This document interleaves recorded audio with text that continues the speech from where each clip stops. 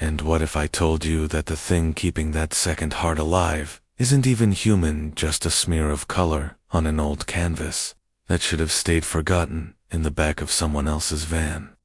My name is Eleanor Gray. I'm 38 years old, and I grew up in the baked red outskirts of Tucson, Arizona, where yard sales and roadside swap meets are as common as the mirages that dance on the desert highway at noon. I learned early on that a pocketful of quarters and a patient I could turn trash into treasure. A cracked mason jar became a vase, a dented license plate became wall art, and a scuffed vinyl record became the soundtrack to whatever chapter of life I was limping through. Scavenging wasn't just a hobby, it was an identity, a rebellion against the polished glass storefronts that whispered buy new or stay small. By the spring of last year, I was finishing my second degree, this time in museum restoration. Of all things, and it suddenly struck me how childish my apartment looked. Funko Pop armies on sagging shelves, superhero posters curling at the edges, the smell of aged sticker glue clinging to every wall. Academia had taught me how to preserve 16th century reliquaries, yet I couldn't curate a living space that didn't scream perpetual adolescence. It felt like an insult to my thesis advisor and, honestly, to the woman I kept promising I was becoming. So on the first free Saturday in March, I drove my sun-bleached Honda Civic to the Southside Community Bazaar, an old airplane hangar turned open-air market on weekends. The place was a maze of shipping crates cum booths, each one crammed with chipped dolls, rusted farm tools, or cords that belonged to electronics 3 generations obsolete. I spent 2 hours running my fingers across derelict picture frames, pretending to search for something tasteful, though I didn't know what that meant anymore. Nothing clicked until I reached a battered green Chevy G-Series van parked just outside the formal rows of stalls, engine off, side door yawning like a lazy crocodile. Inside, a woman who looked carved from the same desert shale as the van itself sat on a folding stool. Her skin was the color of parchment, left too long in the sun. Her eyes, a pale amber that matched the cheap citrine rings on every finger. She sold mostly costume jewelry, faded brooches, tangled necklaces, but what stopped me cold was a canvas propped against the wheel well. The colors were muted and grainy, as though someone had dragged a wet rag across the surface decades ago. But the subjects were unmistakable. 5 clowns, each dressed from a different era of circus history, lined up shoulder to shoulder like an evolutionary chart of mockery. Harlequin of the Belle Epoque, conical hat drooping, stiff white ruff encasing his throat, mallet-sized drum dangling from one limp hand. Vaudeville buffoon, high-waisted brown trousers, ivory shirt, striped vest, his incandescent red curls haloed a face angled upward, hand raised as though hailing a silent god. The melancholic Pierrot, olive-checked overcoat 2 sizes too large, a sagging green cap, and tears painted so thick around the eyes they looked like bruises. Dapper tramp, midnight suit, single marigold pinned to a lapel, lips painted but understated, left hand cradling a helium balloon the color of old bone. Neo-Gothic fool. Imagine Pennywise before Stephen King ever dreamt him-ragged Elizabethan.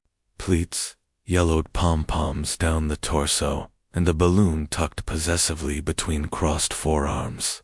The composition should have been kitsch. Instead, it was hypnotic, like staring at a family portrait where everyone knows a secret you've forgotten. I heard myself ask the price. The woman didn't even blink. Take it, child.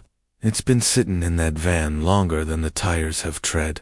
No bargaining dance, no back and forths, just the painting pressed into my hands. Its backside warm, as if recently thawed. I barely noticed the canvas fit the exact width of the bare wall above my bed. I barely noticed that the woman never asked for money.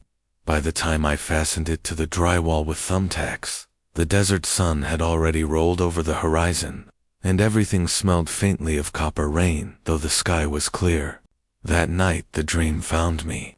Picture a circus big top stitched from raw muscle and lit by a single red bulb.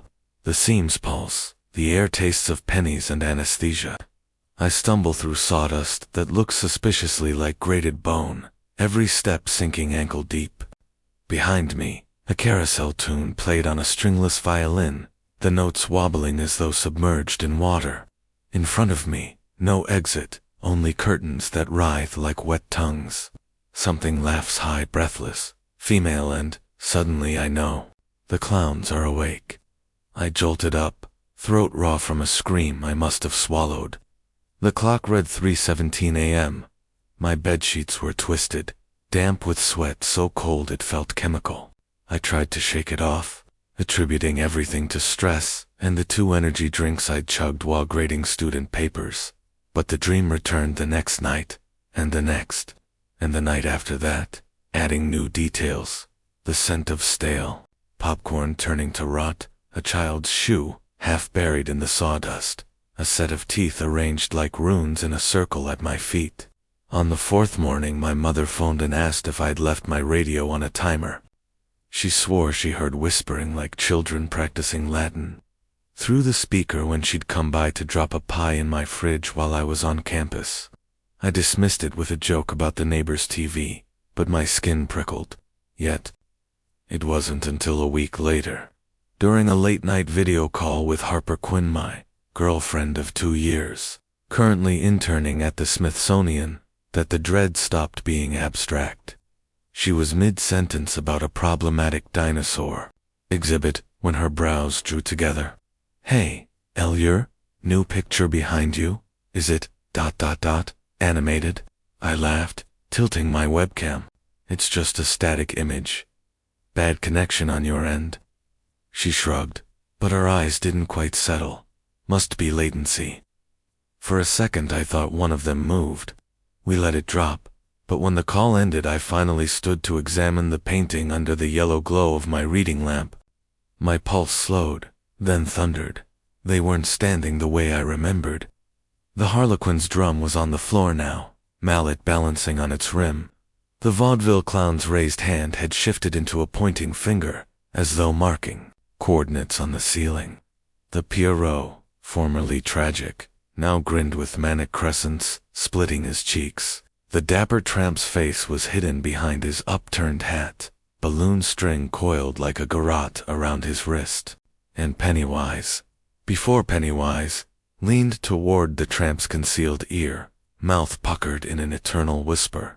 I froze so hard, my muscles ticked like cooling metal. There was no rational explanation that survived longer than a second in my head. I didn't bother hunting for one.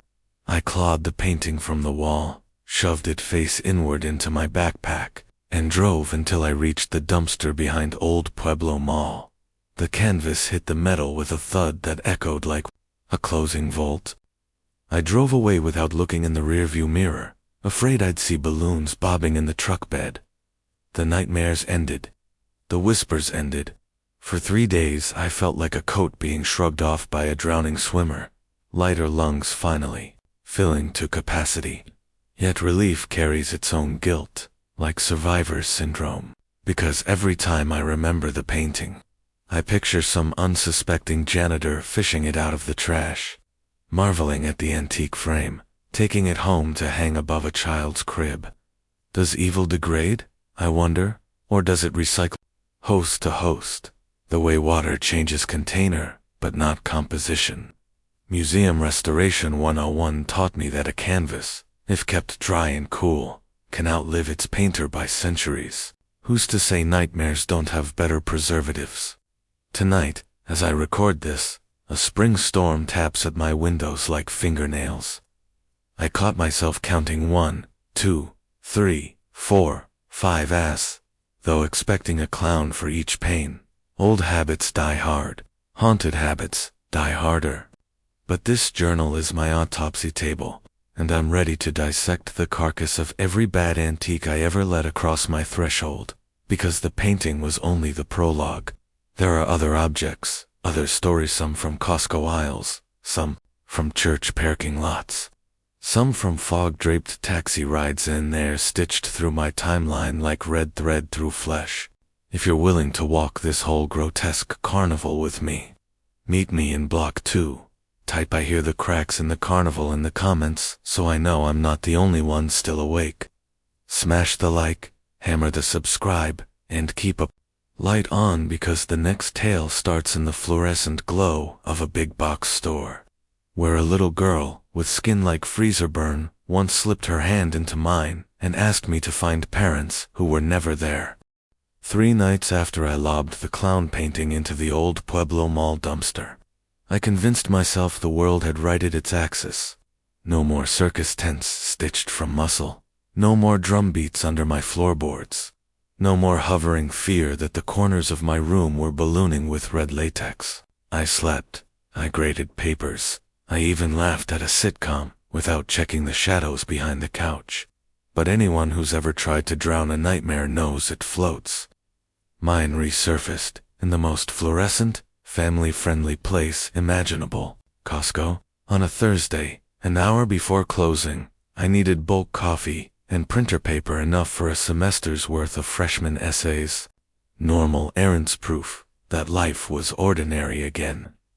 As I pushed the cart through automatic doors that whooshed like sighs, the smell of rotisserie chicken and floor wax reminded me of childhood Saturdays. Free samples. Parents comparing price per ounce. The steady hum of capitalism singing lullabies. I almost forgot that a cursed canvas had stolen a week of sleep. Almost 2. The tug I was examining a wall of industrial-sized detergent when something tugged the hem of my denim jacket. Not a snag, an intentional, small pull. I turned, expecting a misplaced toddler. No one. The aisle glowed empty. Blue-white light bouncing off shrink-wrapped pallets. I chalked it to static cling and kept moving. At the end of the detergent row stood the family restroom silver door, gender-neutral sign. From inside came a muffled sob, sharp and wet, gone before the echo settled. The sound scraped an old instinct. Teacher hearing a child cry on the playground. I pushed the door. Locked. "Hey," I called. "Gentle, you okay in there?" Silence. Then a whisper so soft it might have been the air vent. "Come find me." I should have walked away, let staff handle it. Instead, I waited until an employee emerged from the janitor's closet.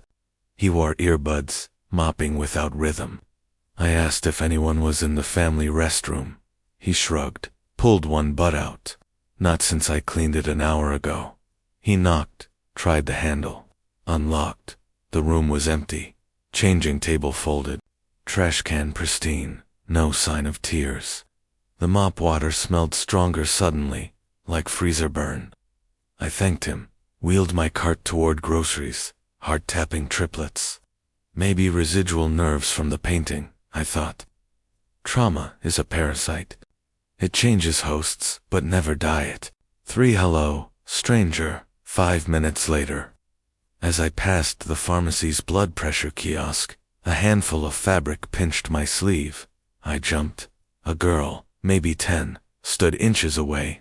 Brown hair in pigtails, frozen leggings, a white plastic wristband, the kind hospitals use, or amusement parks, or shipping departments when boxes are ready to go. Her eyes were the flat gray of rain on pavement. She said, in a voice too calm for her age, "Will you help me find my mom and dad?" Every teacher reflex aligned. Kneel, soften voice, make eye contact. "Of course. What's your name?" "Susan," she said. The consonants clicked like ice cubes.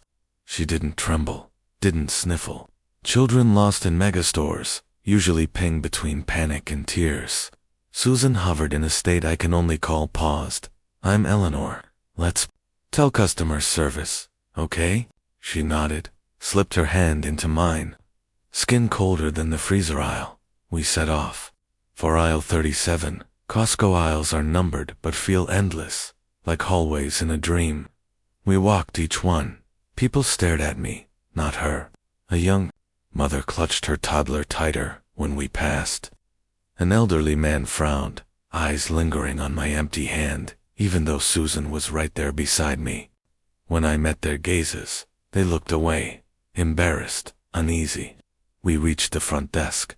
I opened my mouth. The clerk raised a finger to stop me. phone wedged between shoulder and ear. Yes, police have the description, hold on. She covered the mouthpiece.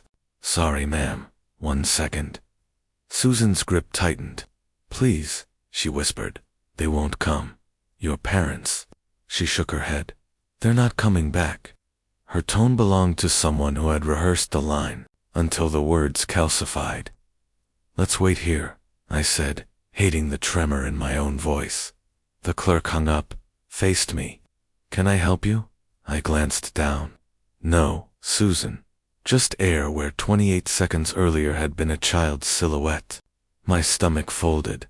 Did you see the little girl standing here? I asked. The clerk's expression shifted from polite to cautious. Ma'am, you're alone. 5 security footage, I demanded a manager.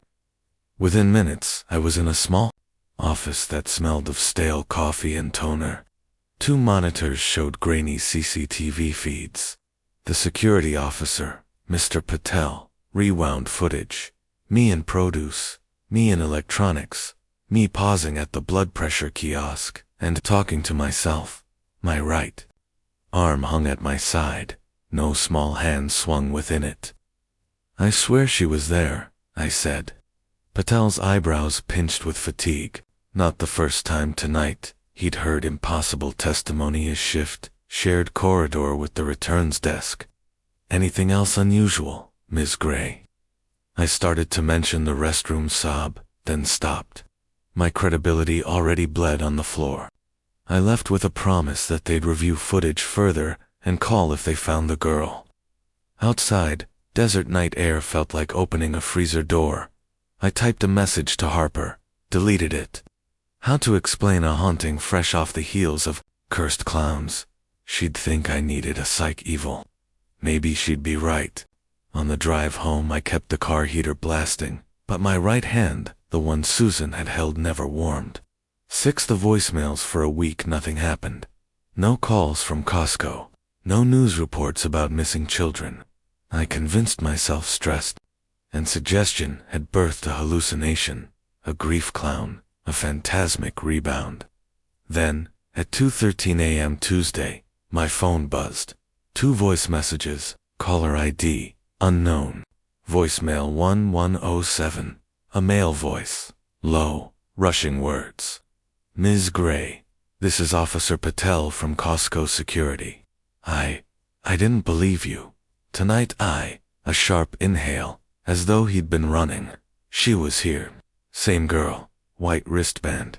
She said they're never coming back. Then she just vanished. Please call me. Voicemail 2014 sounded like the phone had fallen to the ground. Footsteps, a child's giggle warped by distance, then a door slam, and I dialed back instantly, out of service. My pulse ticked Morse code. Get out, get out, get out. Instead, I opened my laptop and dove into search engines, city archives, anything with a keyword, Susan and Costco and missing. At 4:46 a.m. I found a newspaper clipping from 1998. Local family vanishes after shopping trip car discovered in wash. Parents' names redacted because the case was unsolved. Child named Susan Herrera, age 10. Last seen wearing patterned leggings. White hospital-style wristband from an earlier amusement park visit. Store, Costco, same branch. Though back then it was a price club. 7 paper ghosts, the article said. Detectives suspected kidnapping. No bodies recovered. Witnesses recalled seeing the girl near restrooms, holding a stranger's hand, but details conflicted. Some swore she was alone. Investigators labeled witness accounts inconclusive, possibly influenced by stress. I felt the room tilt. In my Block 1 journal I'd asked if evil recycled like water. Now I had evidence. Contamination persists. A canvas, a lost child, separate decades, same method. Latch onto the empathetic, blur them against footage so the story eats itself. The next morning I printed the article, circled the date. 3 p.m. class watched me scribble margins while they wrote an essay on the yellow wallpaper. One student asked if I was okay. I gave a thumbs up that felt glued on. 8. Return to aisle 37 haunted items, feed on denial. I decided to confront mine. Friday, half an hour to close. I parked at Costco again. I walked straight to security. A younger guard informed me Patel had quit 2 days prior, no notice. Did he leave anything for me? I asked. He glanced around, produced a plain envelope from a desk drawer. Inside, Patel's ID badge and a sticky note. If you see her again, don't follow. She's not a child. My breath made fog on the fluorescent light. I'm not brave. Courage is a muscle. Mine atrophied years ago. But curiosity born of trauma is unstoppable. I pushed past him into the camera room, he yelled, but I was already scrolling timestamps from 2 nights ago. Las 0:54 alto. M. Patel pacing. Phone 2-year. A small shape enters frame. Susan. She speaks. Patel staggers back. She reaches for his hand. Her fingers pass through. Static bursts. Screen whites out. When feed returns, she's gone. Patel runs off camera. I backed away, stomach hollow. The younger guard called someone. I fled through a fire door into the loading bay. Night air smelled of diesel and rain that never falls. Pallets loomed like stacked tombstones. Then I saw her standing under a sodium lamp, wristband glowing. Susan, I called, voice cracking. What do you want? She looked up. For the first time I saw her eyes flicker a projector, whose film melted mid-reel. They took my parents, she said. Now I take theirs. Wind gust slammed a hanging tarp. The sound was a scream in a different language. Susan stepped forward. Light strobed through her, revealing ribs, spine, emptiness. I stumbled back. Help me, she pleaded. But behind the plea, another voice layered, metallic. Use me. I remembered the clown paintings, shifting figures. The drum left. On the floor like bait. Objects need owners. Stories need tellers. I'm not yours, I said. It tilted its head. Not yet. Then it dissolved, particles scattering like spilled salt. 9. Every exit is an entrance. I left Tucson at dawn, driving with no destination until the tank hit half. I stopped at a rest area, dry heaved, splashed water on my face. The reflection looked pixelated, as though reality itself were buffering. I called Harper. Engine trouble, and other omens. Interstate 10 yawns, east like a ribbon, cut from dusk itself. The desert on either side so flat it feels pre-burned, scorched of detail, color, context. I'd driven 9 straight hours since leaving Tucson, windows down, letting cheap gas station coffee do the steering. Somewhere past Las Cruces, the Civic began to complain. A soft metal whine each time I pushed past 60. A hiccup in the fuel feed that made the whole frame judder. By the time I crossed into western Texas, the temperature gauge flirted with red. At mile marker 164, the engine coughed once like, clearing its throat before a eulogy and died. I coasted onto the shoulder, hazard lights clicking a Morse prayer. My phone's last sliver of battery showed no service. Sun already gone.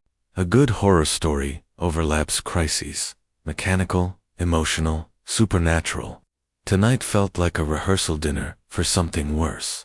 After 40 minutes of trying to conjure a signal by holding the phone toward Orion, headlights appeared. A battered tow truck painted the color of dried blood. The driver, gray beard, denim overalls, went to the Civic without small talk and said he could drop me in Fort Stockton, population 12,000, in silence. He radioed a colleague, breakdown on I-10. Got a lady needs a lift to town. A tinny voice responded, copy that. Tell her the checker's still open maybe. She can grab coffee before the night turns. I pretended not to hear the last part, before the night turns. At the only garage in town, a teenager with acne, stars and motor oil fingerprints diagnosed a busted fuel pump, part due Monday. It was Friday. My choices, motel or sleep in the lobby between tire racks. I chose the Starlight Inn, a 2-story cinder block relic blinking a single neon. T. The clerk handed me a keycard with the exhaustion of someone who's surrendered to ghosts and bedbugs alike. Room 217 smelled of old cigarettes smothered in citrus cleaner. I plugged in my phone, showered off desert dust, and collapsed. But sleep jangled. Every half-dream ended with the image of a child's wristband tightening around my own arm until my hand froze blue. I woke, gasping, room dark. Digital clock stuttering 3:03 a.m. That was when the rain started. Texas rain, thick as gravel. To taxi number 23 Saturday dawn seeped like watered-down ink. The garage called. Part delayed. Maybe Tuesday. Harper. Texted a string of worried emojis and a link to a last-minute flight from Midland, but Midland was still 3 hours north. I googled bus schedules. The next eastbound left at midnight. 12 dead hours to burn, and I didn't trust the motel walls to hold my nightmares at bay. Outside the lobby, a line of cabs idled for truckers, whose rigs were undergoing DOT inspections. I approached the first. Taxi number 23, paint the color of faded sunflower. Behind the wheel sat a woman in her mid-30s, hair in a messy bun, aviator sunglasses, despite the overcast. A placard read, "Victoria, our independent driver." "Morning," I said. "Any chance you're up for a long fare? How long?" Her voice carried a lilt I couldn't place. Maybe South Texas ranch twang blended with something more melodic. San Angelo Bus Depot. Need to catch the 11 p.m. Greyhound. She tapped the meter, calculating. That's 200 miles. I'll do flat rate, 400. Fuel and time. Deal. I climbed in back, surprising myself at how quickly I trusted a stranger. Maybe because she looked almost as tired as I felt. Maybe because the alternative was waiting here, listening for the click, click, click of motel ghosts. We pulled onto Highway 67, rain drilling the windshield. Victoria adjusted the wipers, glanced at me through the rear view. "Business in San Angelo. Just passing through." She nodded like she understood transience at a cellular level. For 20 miles we shared silence, broken only by scans seeking radio static. Then she spoke. "You look like someone who's been driving away from something. Is that driver's intuition? Cab instincts? People treat back seats like confessionals." I laughed without humor. Nothing worth confessing that'd make sense. Sense is overrated. She flicked on the heater. The cab smelled faintly of lavender air freshener, attempting CPR on stale smoke. 3 The Church Road we left. The open highway for a county 2-lane twisting through mesquite scrub. Rain eased to fog dense low, alive. Through the blur, I spotted a stone church atop a gentle rise, steeple stabbing the colorless sky. A single street lamp cast a halo over the adjacent taxi stand, empty except for a lone figure in a long coat. The coat's hem fluttered though, the air was still. Victoria slowed. "That's odd," she muttered. "What is?" "A fare this far out." As we drew near, I saw the figure was a woman, maybe early 30s, coat cinched at the waist, hair glossy black. Even at distance, she radiated sorrow like heat off asphalt. Victoria rolled down her window. "Need a ride?" The woman's eyes glittered, reflecting the headlight halos. She nodded once, opened the rear door opposite me, and slid inside without a swish of fabric, as if gravity disliked touching her. I scooted to make space. She smelled of old perfume, the kind kept in crystal bottles on grandmother dressers. "Where to?" Victoria asked. Meter paused. "Home." The passenger's voice was low, velvet over gravel. She handed Victoria a folded slip of paper. Victoria unfolded it, frowned. "That's Woodhaven Estates." "You sure?" "That development's been." She caught herself, coughed. "All right." She keyed the address into GPS. The woman settled back, hands folded in her lap. I noticed a faint scar tracing her right cheek, almost delicate, like a stitched petal. Something about her face tugged at memory, an image glimpsed online maybe. Or from a true crime documentary you'd half watched at 2 a.m. I forced politeness. "Hi, I'm Eleanor. She turned, finally showing her full face. The scar wasn't delicate, it was grotesque, a deep carve from corner of mouth to earlobe, puckered and shiny, pulling one side of her lips into a permanent half-smile. I flinched before I could mask it. Name's Mercedes, she said. The warped smile deepened. Pleased to meet you. For backseat theology. Fog thickened, windows beaded. The cab interior felt simultaneously cramped and infinite. Mercedes stared forward, but I sensed her eyes mapping every breath I took. Victoria cleared her throat. Rough weather for walking. Mercedes shrugged. I was at the church praying. The dead-like company. I shivered. Funeral. My own, perhaps, she said. Her tone was playful, but dead behind the eyes. Victoria met my gaze in the mirror, eyebrows raised. She tried again. Woodhaven Estates is mostly construction sites. You have family there. Family everywhere, Mercedes replied. A pause, and nowhere. Silence nested again, producing fledglings of dread. I watched rainworms' tiny rivulets zigzag down the glass. My phone buzzed. Harper, let me know when you make San Angelo. Miss you. I started to type a reply. Mercedes. Glanced at the glow, and the phone died 100% to black screen in a blink. Battery issues, I muttered, though I knew better. 5 neighborhood of Echoes. Woodhaven Estates wasn't a neighborhood. It was a promise stalled mid-sentence. Rows of partially framed houses, plywood windows, Tyvek skin fluttering, streetlights half installed, wires coiled like veins seeking hearts. Mud puddles mirrored the moonless firmament. Victoria eased onto the cul-de-sac. Which lot is yours? Mercedes pointed to the far end where a single completed house stood, white siding, dark windows, no lights. Victoria parked at the curb. Meter still paused. That'll be. Mercedes lifted a slender finger. Wait. We waited. Fog crawled past the windshield in slow tidal surges. I felt pressure in my ears, like altitude shift.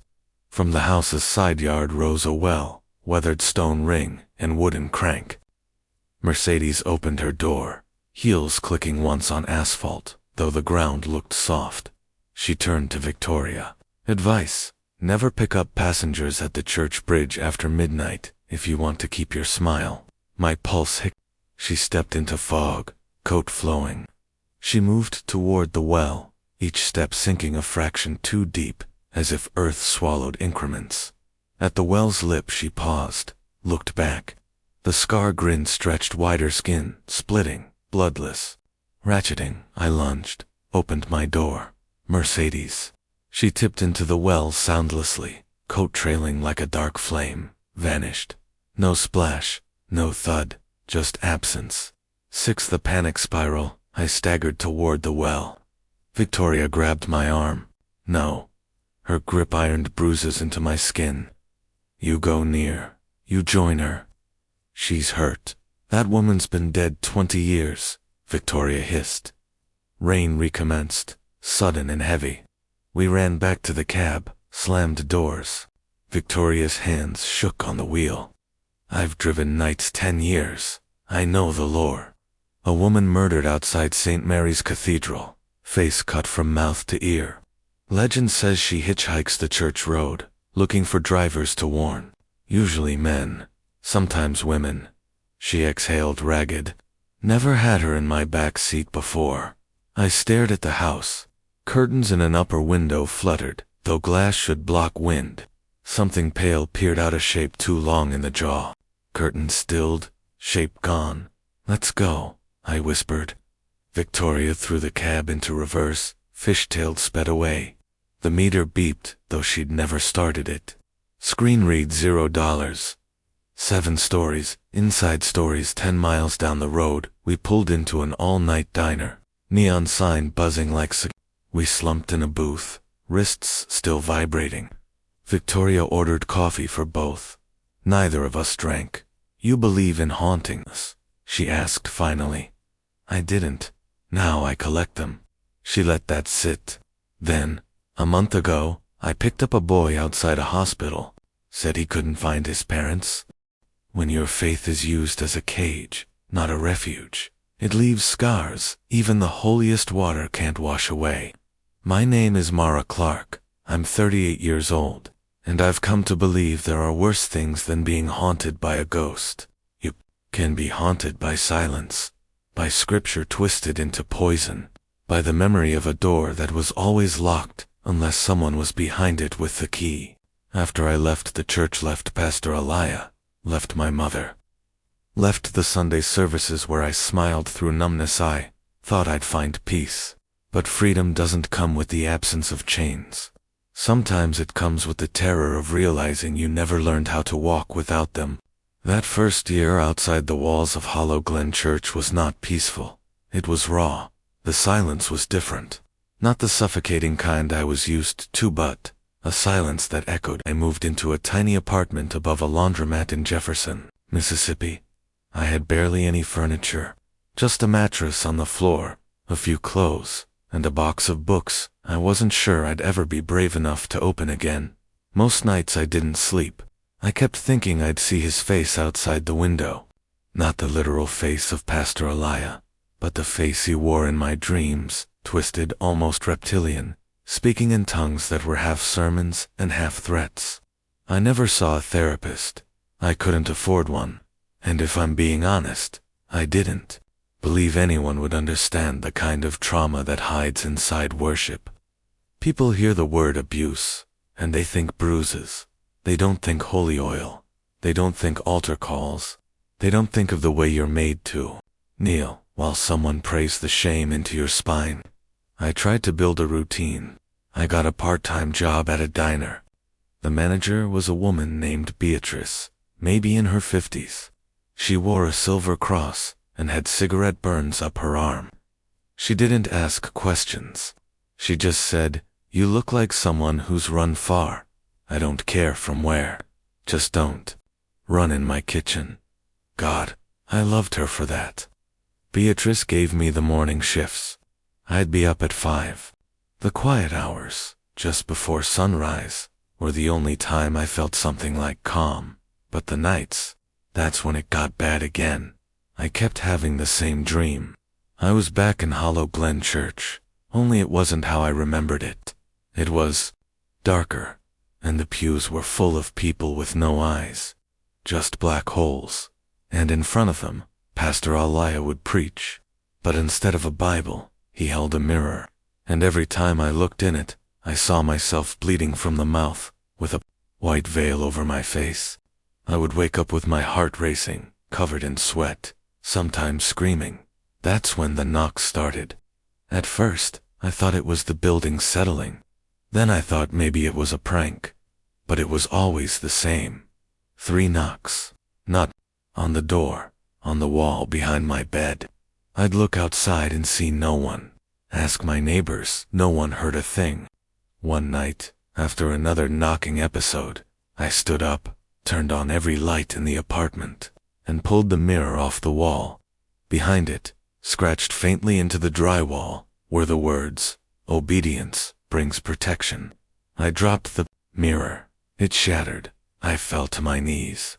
Because those were his words. Pastor Elia used to say that every Sunday, right before we were sent to the prayer room. I hadn't told anyone that, not even Beatrice. So, who scratched them into my wall, and how did they know? I started sleeping with the light on, and I stopped going to work.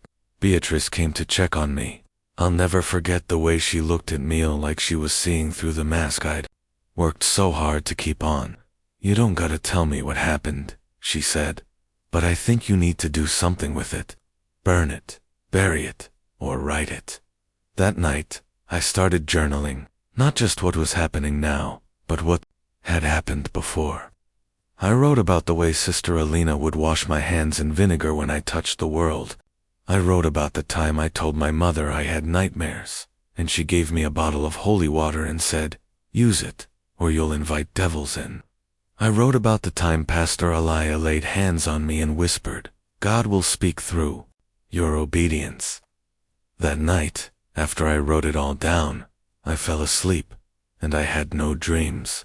But when I woke up, there were fingerprints on my window from the inside, smudged, oily 5 long prints, and next to them, a small cross drawn in dust. I hadn't drawn it. I started sleeping at the diner after that. Beatrice let me nap in the break room between shifts. I told myself it was just the stress, that my brain was trying to process the trauma in weird ways. But deep down, I knew. There was something else in that apartment, something left over from Hollow Glen, something that followed me. One night, Beatrice found me sobbing in the walk-in fridge. She didn't say anything, just handed me a flask and sat with me. After a long silence, she finally spoke. I used to go to church too, you know. Thought the pastor could heal me. Thought the laying of hands would fix the parts of me that were broken. I looked at her. What happened?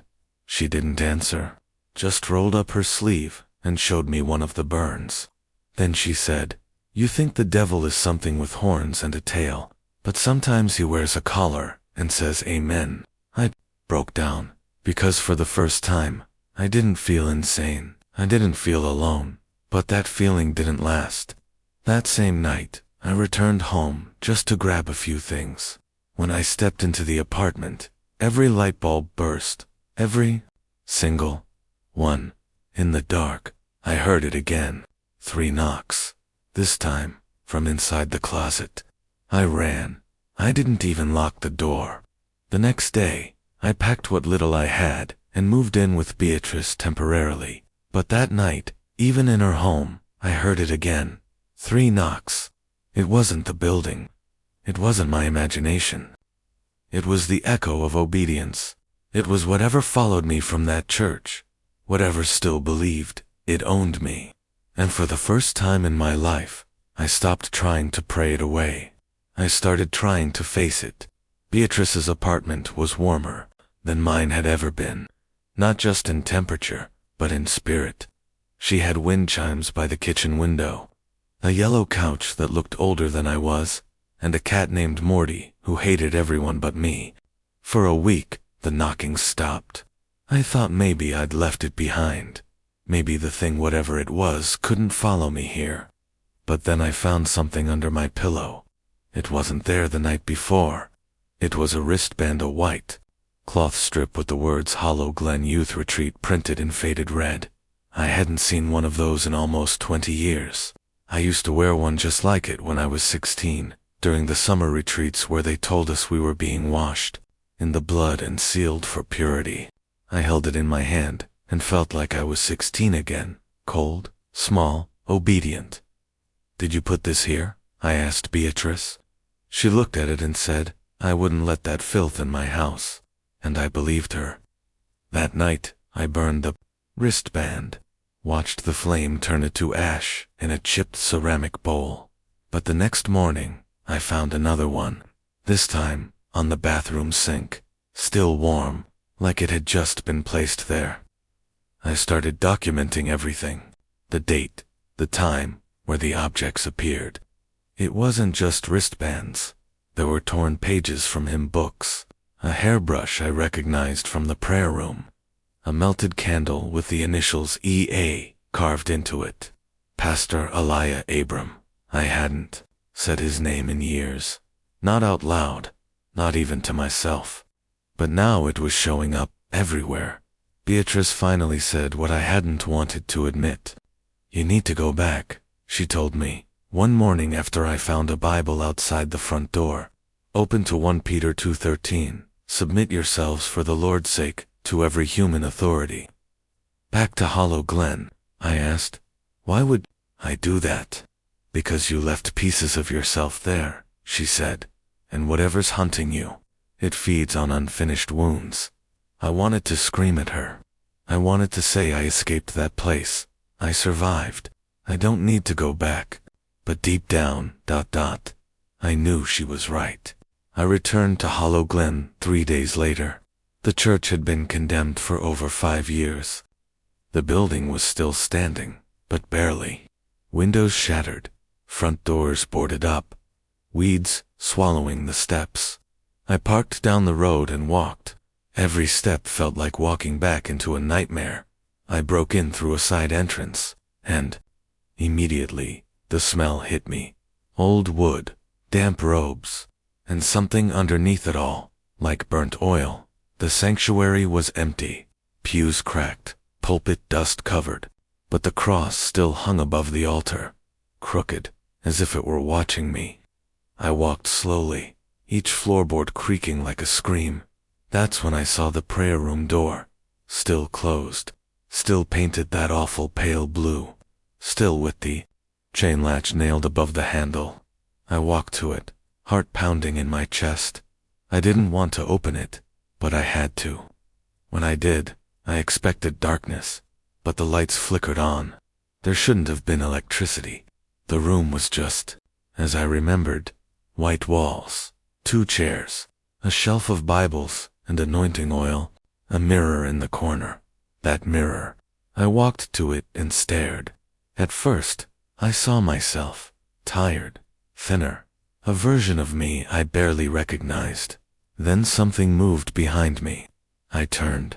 Nothing, but in the reflection I saw him, Pastor Alia, standing right behind me, smiling, lips moving, though I heard no sound. I stepped back. The reflection stayed.